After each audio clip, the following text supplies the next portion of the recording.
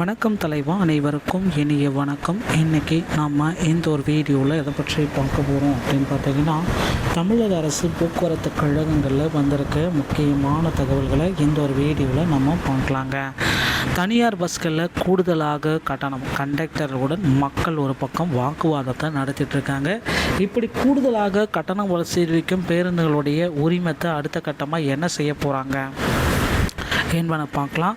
போக்குவரத்து கழகத்தில் நீங்கள் இப்போ ஜாயின் பண்ணணும் அப்படின்னா என்னென்ன விதிமுறைகளை பின்பற்றி ஆகணும், இதை பற்றி எல்லாமே இந்த ஒரு வீடியோவின் வாயிலாக நாம் இப்பொழுது பார்க்கலாங்க.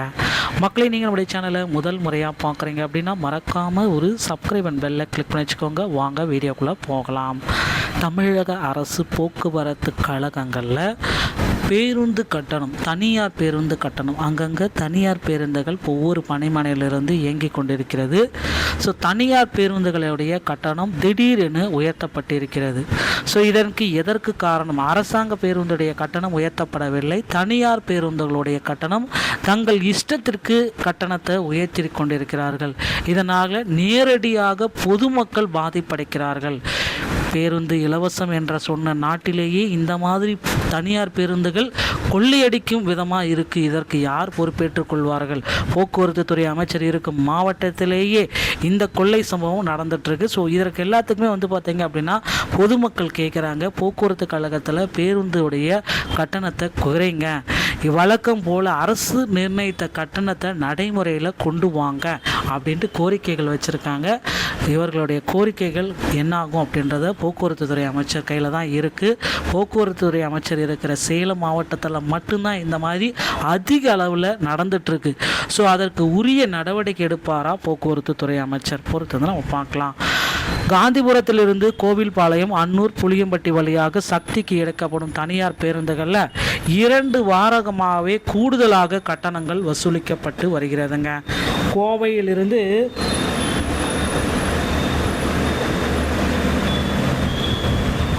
கோவையிலிருந்து சக்திக்கு வழக்கமாக 42 ரூபா கட்டணம் இப்போது தனியார் பேருந்துகளில் 45 ரூபாயாக வசூலிக்கிறார்கள்.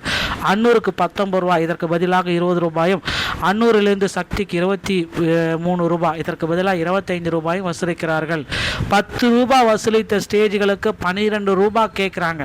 அரசு நிர்ணயித்தது குறைந்தபட்ச கட்டணம் 7, அதற்கு பதிலாக குறைந்தபட்ச கட்டணம் 10. இதனால் பஸ்களில் தினமும் கண்டக்டரோட பயணிகள் வாக்குவாதத்தை நடத்துகிறாங்க. கண்டக்டர் சரியான பதில் சொல்வதில்லை என பயணிகள் கோபப்படுகிறார்கள். திருப்பூருக்கும் ஈரோடுக்கும் தாங்களாக கூடுதல் கட்டணம் வசூலிக்கிறார்கள். வழக்கு தொடர்ந்தாலும் வெறும் 100 ரூபாய் அபராதம் விதிப்பதால் பஸ் அதிபர்கள் பொருட்படுத்துவதே இல்லை என கன்சியூமர் வாய்ஸ் தலைவர் கதிர் மதியோன் கூறுகிறார். கோவை வடக்கு போக்குவரத்து அலுவலர் விஸ்வநாதிடம் கேட்டபொழுது, மேட்டுப்பாளையம் வட்டார போக்குவரத்து அலுவலரே விசாரிக்கலாம், எனினும் கோவையிலிருந்து பல பஸ்கள் இயக்கப்படுவதால் நாங்கள் விசாரித்து நடவடிக்கை எடுப்போம் என்றார். மேட்டுப்பாளையம் வட்டார போக்குவரத்து அலுவலர் சத்யகுமார் என்ன சொன்னார் அப்படின்னு பார்த்தீங்கன்னா, அவரும் பார்த்தீங்கன்னா விரைவில் இதற்கு முக்கியமாக நாங்கள் நடவடிக்கை எடுப்போம் அப்படின்றத குறிப்பிட்டு சொல்லிட்டாருங்க. ஸோ கூடிய விரைவில் போக்குவரத்து கழகத்தில் இந்த மாதிரி விதிகளை மீறி கட்டணம் உயர்த்தப்படும் பேருந்துகளுடைய உரிமங்களை முறையாக ரத்து செய்ய போகிறாங்க. பொறுத்திருந்து நம்ம பார்க்கலாம். இதற்கான அப்டேட்டை போக்குவரத்து துறை அமைச்சர் பார்த்திபன் அவர்கள் வெளியிடுவார் அப்படின்றத எதிர்பார்க்கலாங்க.